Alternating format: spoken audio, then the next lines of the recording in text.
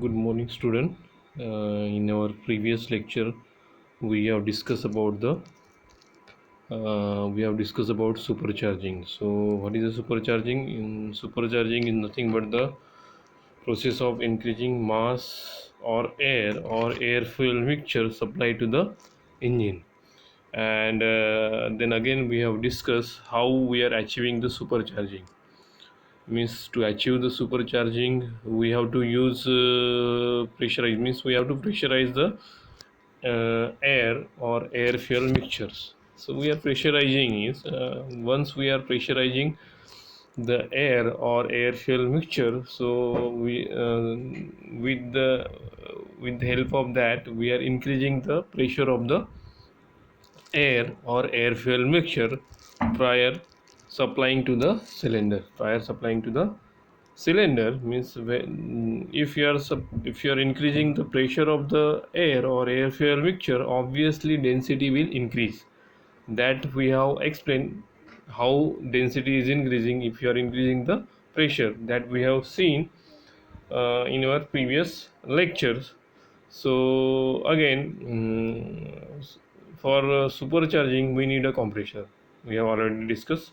So for supercharging we are utilizing either a reciprocating compressor or rotary compressors. Means if you are utilizing a reciprocating compressor, so with the help of to and fro motion of the piston we can pressurize the air or air fuel mixture.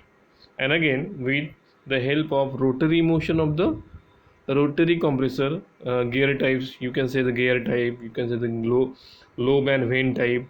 So such type of rotary compressor also we are using for the supercharging purpose. So these are the devices we are using for the supercharging.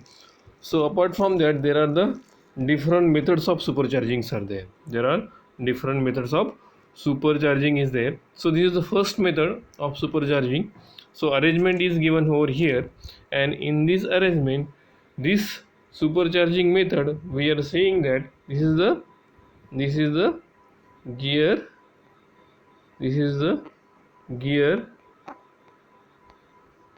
driven type supercharging. So we will give the nomenclature this different types of arrangement. So this arrangement we are calling the gear driven type of supercharger, gear driven type of supercharger. So here we are going to discuss, means already we have fixed our objective. What is our objective? We have to pressurize the intake air or intake air fuel mixture. So how we are pressurizing is we are using the compressor. Means to drive the compressor we need power just to target your goal. What is our objective? We have to pressurize the air or intake air fuel mixture. So for that, what we are using? We are using the compressor. What we are using? We are using the compressor. And see here, this is the compressor. Here, this is the compressor. This is the compressor. So this is the compressor.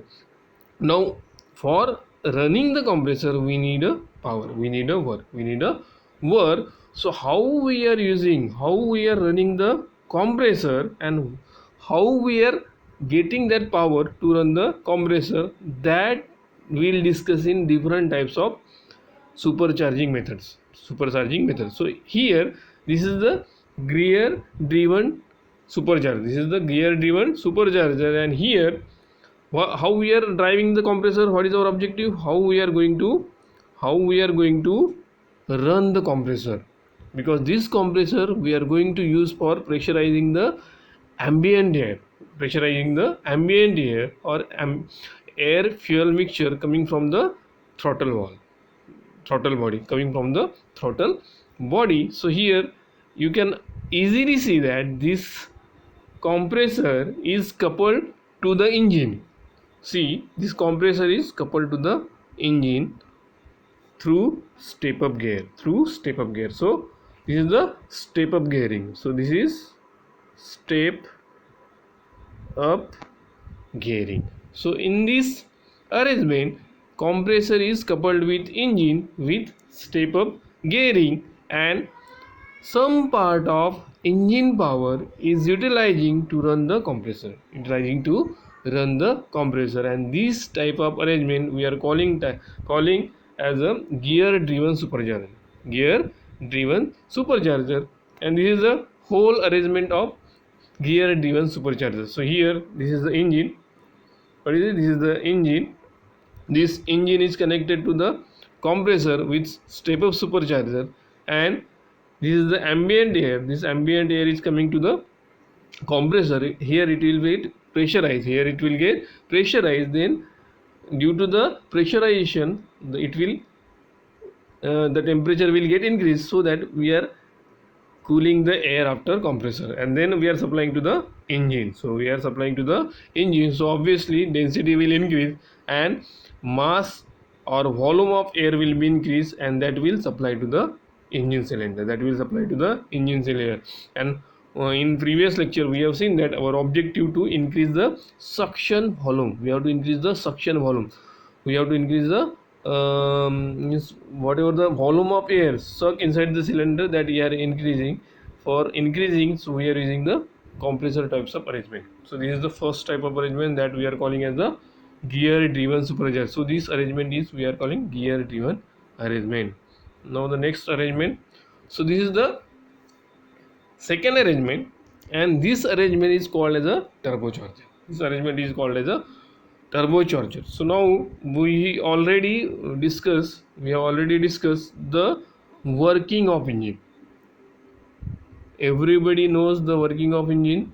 We know that in the exhaust process there is a byproduct of combustion will get expelled from the engine cylinder to the surrounding, to the atmosphere.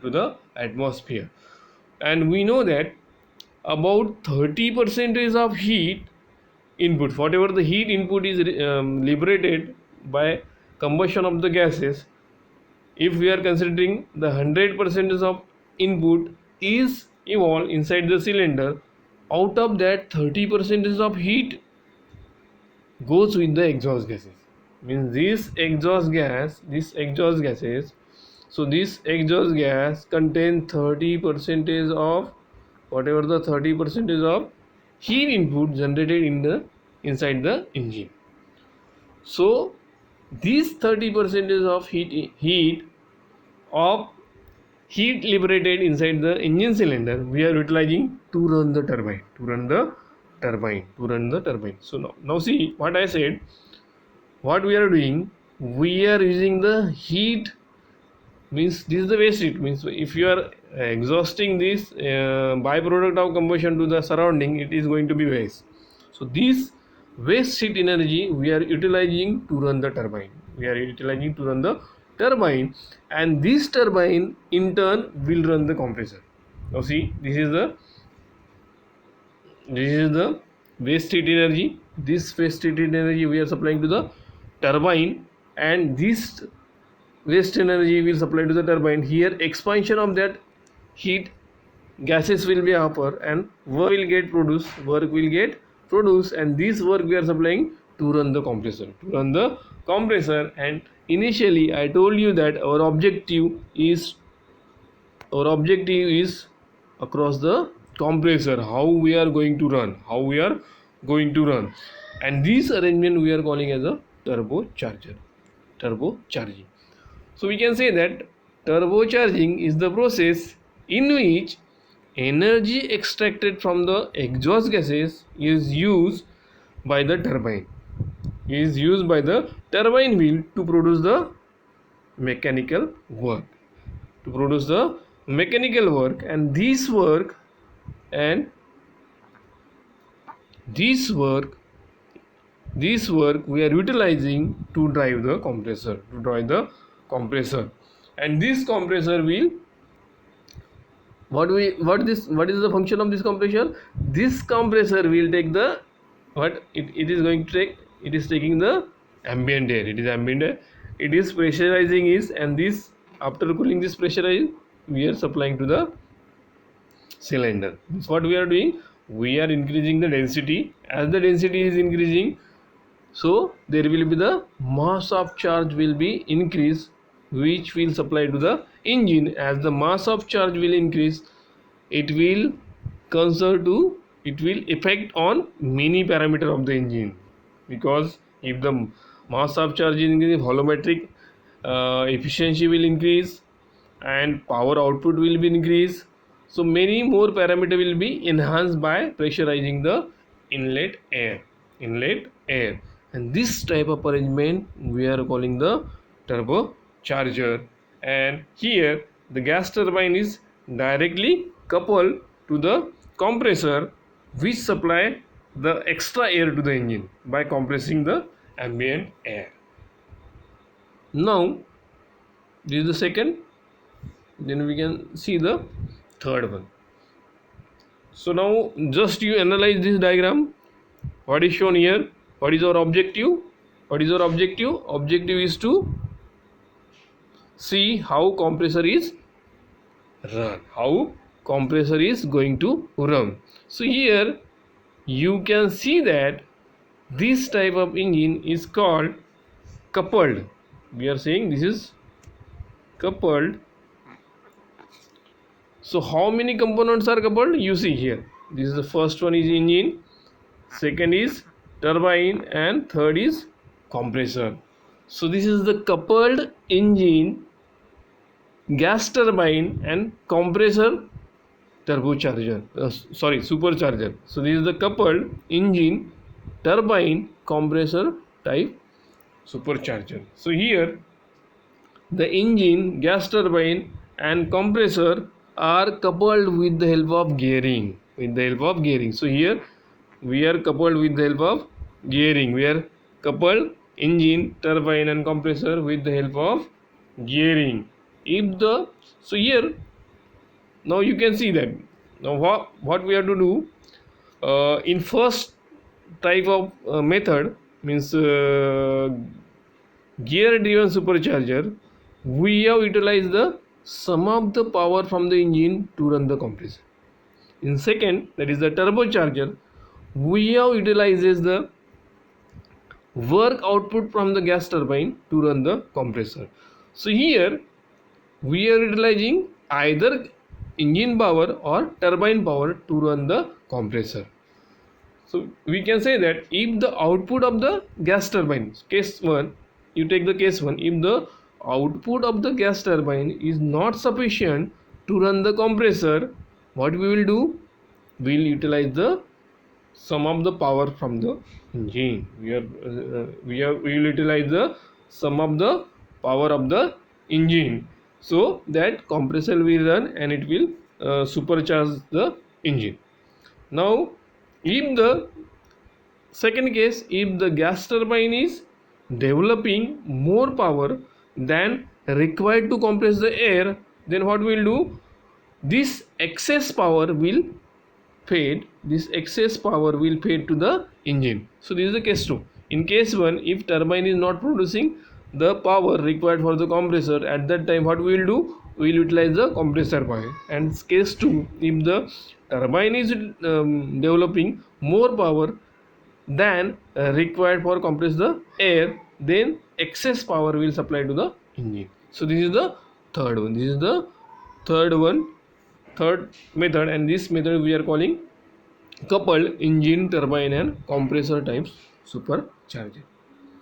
Then fourth one is the free piston engine. So this is the free piston engine. So this arrangement we are calling the free piston engine. So here you can easily see that engine coupled to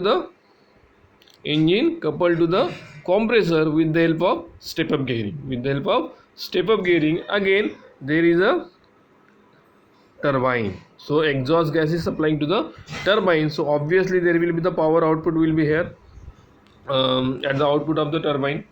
So here engine supply total power to the compressor. So we can easily observe that engine is supplying total power to the compressor to run the compressor, so that we can supercharge the air, and we are supplying this compressed air to the uh, engine cylinder.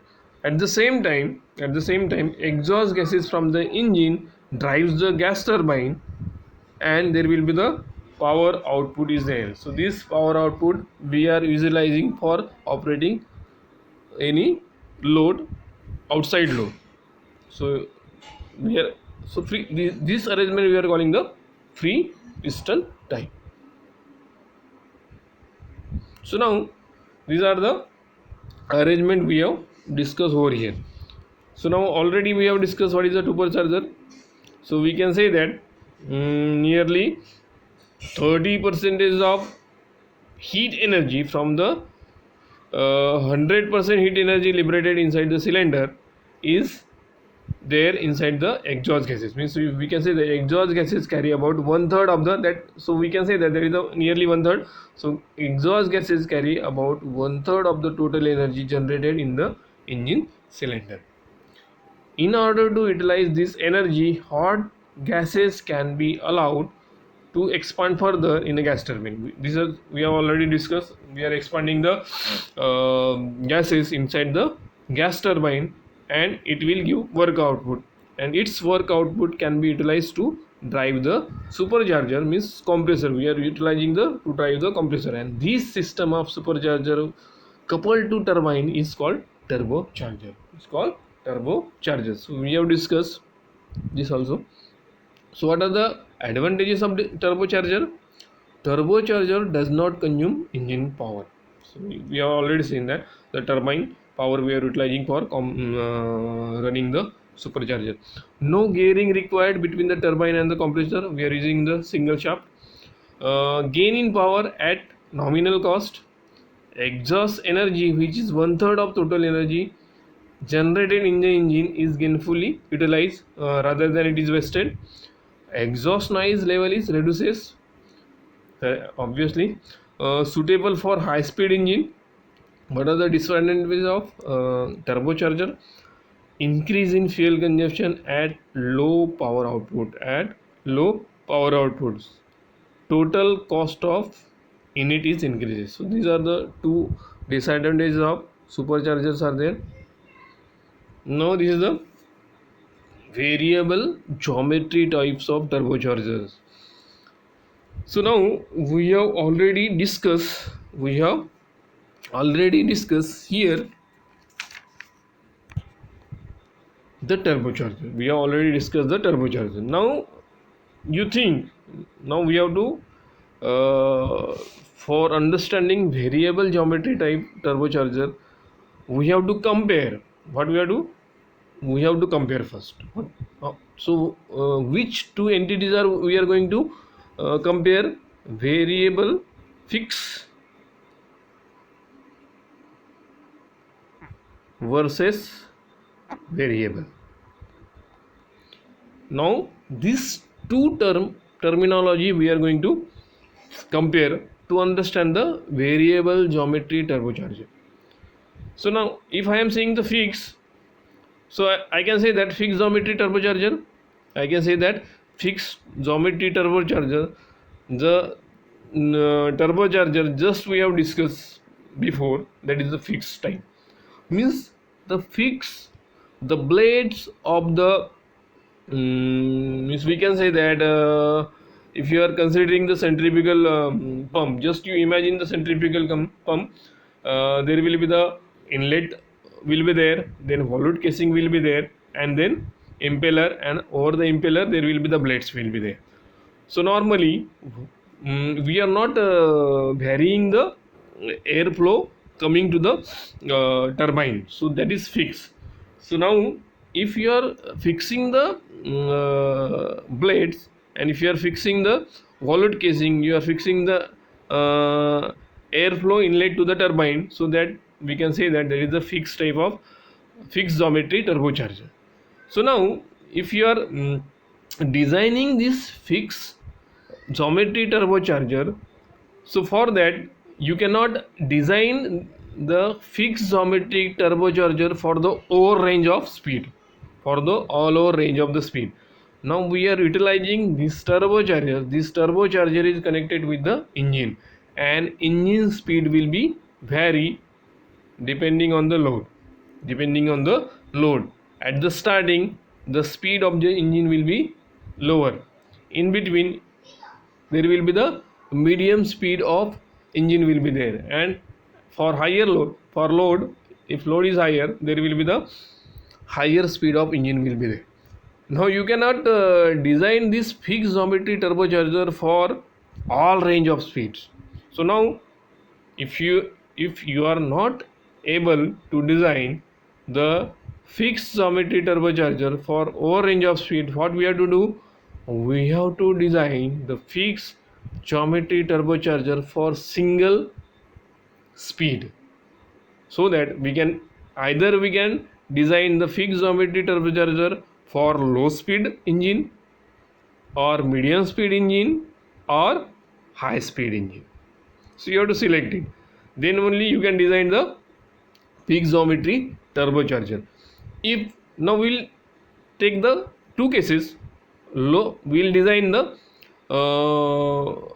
discuss the designing of fixed geometry turbocharger for low speed engine and high speed engine. Now you see that if you have designed the turbocharger, fixed geometry turbocharger, if you have designed the fixed geometry turbocharger for low speed, so now what will happen? We can say that if the speed is low, the airflow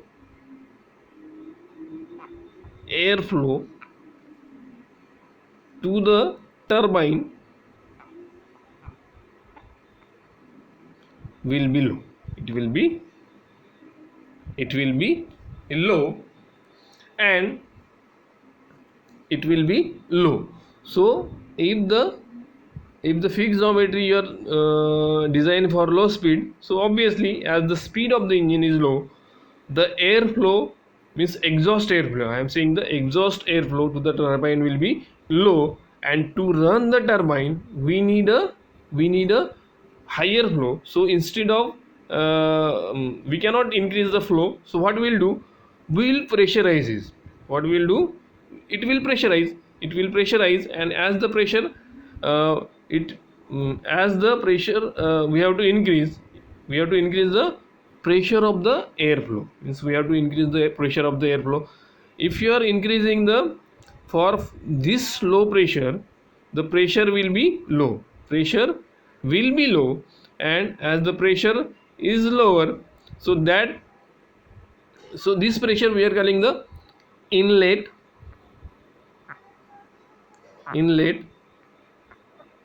air pressure boost up.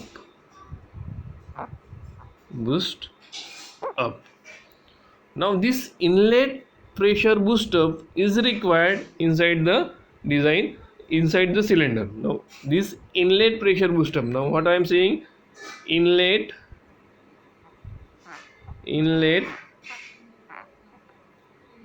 pressure boost up, inlet pressure boost up inside the cylinder. Now just to imagine, whatever the speed is there, and for increasing the what is the basic objective of supercharging? We have to increase the pressure, of inlet air. So this inlet air pressure boost up will be constant throughout the speed range. Now you just remember this, inlet pressure boost up will not vary. Whatever the inlet pressure boost up will required inside the cylinder, that will be constant, means it will be vary slightly, it will be constant. So why I am saying, because if you are giving the higher boost up, that may damage the engine part, Now if you are increasing the so at lower speed, if you are design fixed geometry turbocharger to achieve this inlet pressure boost up. So this inlet pressure boost up will be achieved by designing the fixed geometry turbocharger at lower speed. Now see what we did. We have designed the fixed geometry turbocharger for lower speed to achieve inlet pressure boost up. Whatever the inlet pressure is there required, optimum inlet pressure boost up required to achieve that supercharging. uh, to get that one, we have designed the fixed geometry. We have designed the fixed geometry turbocharger. Now if this designed fixed geometry turbocharger at lower speed, if you are applying to the higher speed, now see what is the drawback over here. You can easily identify. If you are applying the design fixed geometry turbocharger at lower speed to achieve the inlet pressure boost up, and we are applying this for higher speed, then what will happen? There will be the large airflow will be large, and this airflow is large, so it will create the higher boost up. It will create the higher boost up and excess pressure will be created. Again, what will happen? The choke up will be created inside the turbine, inside the turbine. So flow rate will get choke up. Flow rate will be get choke up. As the higher air flow rate is there, excess pressure will be created, and there will be the choke up will be happen. Vice versa, if you are designing the fixed geometry turbocharger at higher speed, and that turbocharger you are applying for the lower speed application, then what will be happen? Actually already inlet boost up pressure you have created at for higher flow rate, and you are applying for the lower speed. So here the boost up pressure will be lower. Boost up pressure will be lower, and the fixed geometry turbocharger will not efficiently work. It will not efficiently work at varied pressure range, speed range, for varying speed range. So for overcoming this,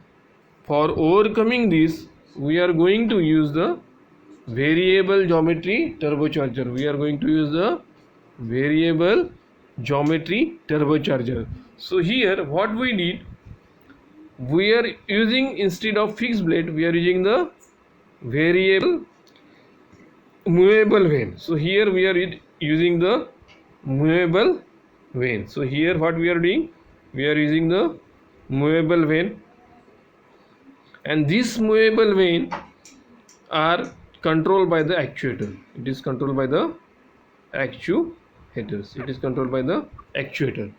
So in variable geometry turbocharger, aspect ratio is the important terminology. What is aspect ratio? Aspect ratio is the important term.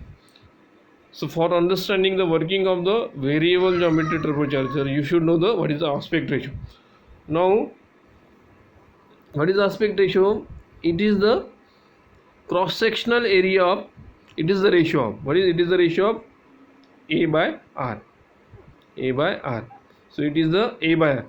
Again we are calling aspect ratio or A by R ratio. So A is the cross sectional area. It is the cross sectional area of turbine inlet. It is the cross section area of turbine inlet, and R is the radius. It is the R is the, so we are going to understand what is A by R. What is A by R? This is the aspect ratio. This is the aspect ratio. So A is the, we have already seen that. What is this? This is the cross sectional area of exhaust gas inlet. So if you are drawing the side view of exhaust gas entry, so we will get the cross sectional area of this exhaust gas inlet. And what is the R? A by R. So what is R? So it is the distance, it is the radius, it is the radius from the center of the impeller. It is the radius from the center of the impeller to the centroid of the A, to the centroid of the air. So we can say if it is a centroid, so we can say that this is the centroid. So this length is the radius, this length is the radius. So R is not going to change, R is not going to change. So what we are going to vary? We are going to vary the cross sectional area. Means what? We are going to vary the cross sectional area of, means with the help of variable movable vane, with the help of movable vane. And if you are changing the aspect ratio, if you are changing the aspect ratio, so you can create the same boost up pressure, you can create the same boost up pressure at varying speed rates, so now again we will analyze the different speed condition, now here I am analyzing low speed condition. What I am analyzing? Low speed condition. So in low speed condition, what we are doing? In low speed condition, we are closing the veins, we are closing the movable vein. So what we are going to do? We are closing the movable vein close, in closed condition. Now you see that if the movable veins are in closed condition, so whatever the area we are going to reduce, even though this is a cross sectional area. If you are closing this, the exhaust air coming, so airflow will be reduced. We are closing the movable vein. As the movable vein is closing, so A will get reduced, and so that if A is reducing, aspect ratio is reducing. What is it? Aspect ratio is reducing. As the aspect ratio is reducing, these veins are act as a nozzle. It will act as a nozzle. As it is closing, so there will be the pressurization of airflow. Airflow is low. Already low airflow is there because speed is low. Gas flow. This is not airflow. This is the gas flow. So this is the exhaust gas flow is low. Low exhaust gas flow is there as the low speed is there. But as the vane in closed position, aspect ratio is minimizing, and due to the reduced aspect ratio, these veins are in closed condition and flow rates are in lower, and veins are in closed condition. It is acting as a nozzle and it is pressurizing this gas flow. This is pressurizing this gas flow. As the pressurization is happening, this pressurized gas is striking over the blades, impeller blades, and due to that it will create the whatever the required booster pressure is there, that it will provide that work, and that work is supplied to the compressor, and that compressor will run to build up the whatever the booster pressure is required,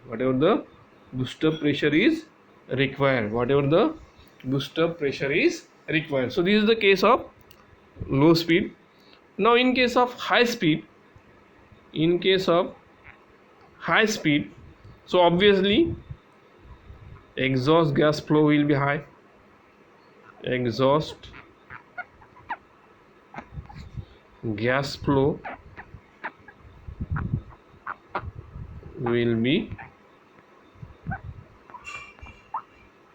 high, and at this point these veins will be in open condition.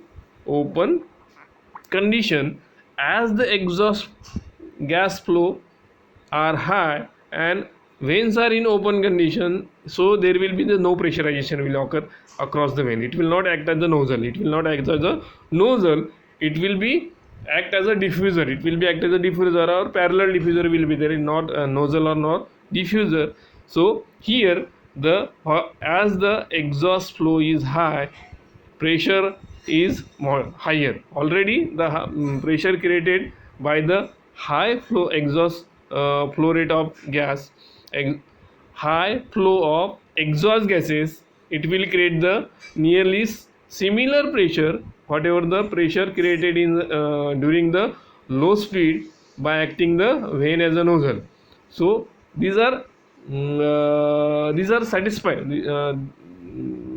These are the gas due to the high gas flow rate, it will create the sufficient pressure, to run the turbine. It will create the, so there will be the no choke up will be happen here, no choke up will be happen. And at higher speed also, as we are opening the vane and gas flow rate is higher, it will create the sufficient pressure to run the turbine, and it will create the sufficient power to run the compressor, and that compressor will run to create the sufficient pressure to boost up the to supercharge the engine.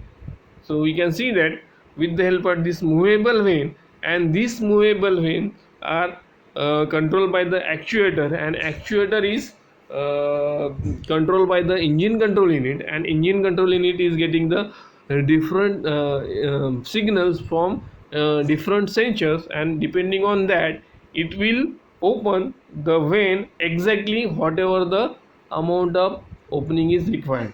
So this variable geometry turbocharger is connected with the ECM, and it will utilize optimally with the help of signal received from different sensors. So this is the variable geometry turbocharger.